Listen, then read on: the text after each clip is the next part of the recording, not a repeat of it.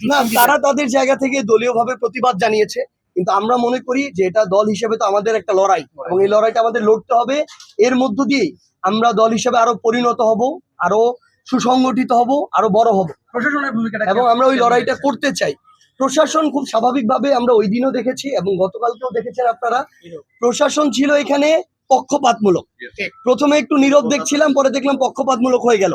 এমপির কথা অনুযায়ী প্রশাসন সিদ্ধান্ত নেয়, সরকারের কথা অনুযায়ী প্রশাসন সিদ্ধান্ত নেয়।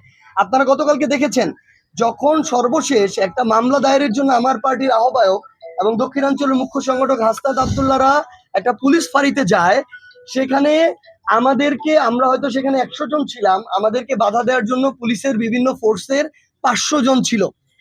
আমাদেরকে তারা বাধা দিয়েছে, আমাদের 5 জনের একটা প্রতিনিধি দল গিয়েছে, কিন্তু তার সামনে দাঁড়িয়ে ছাত্র দলের গুন্ডারা, সন্ত্রাসীরা, যারা রক্তাক্ত করেছে আমাদেরকে, আমাদের ভাইয়ের চোখ কেড়ে নিয়েছে, তারা যে মানে টোকাইয়ের মতো স্লোগান দিচ্ছিল, যেই ভাষায়, নোংরা ভাষাগুলোতে আপনারা দেখেছেন, তাদেরকে প্রতিহত কিন্তু করে নাই, তাদেরকে বাধা পর্যন্ত দেয় নাই। অথচ আমরা শুধু একটা মামলা করতে যাচ্ছিলাম, আমাদেরকে বাধা দেওয়া হয়েছে। তাহলে দেখেন প্রশাসন কাদের পক্ষে কাজ করছে। আমরা প্রশাসনকে আহ্বান করি, দয়া করে আপনারা আপনাদের পেশাদারিত্বটা আর বিক্রি করে দিয়েন না।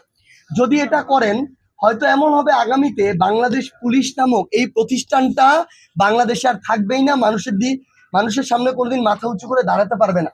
আপনারা আপনাদের পেশাদারিত্ব বজায় রাখুন। আর যদি রাজনীতি করতে চান, বিএনপি করতে চান, তাহলে পোশাক বাদ দিয়ে সরাসরি রাজনীতিতে আসুন। খবরের কাগজ, নিখাত, নির্ভীক, নিরপেক্ষ।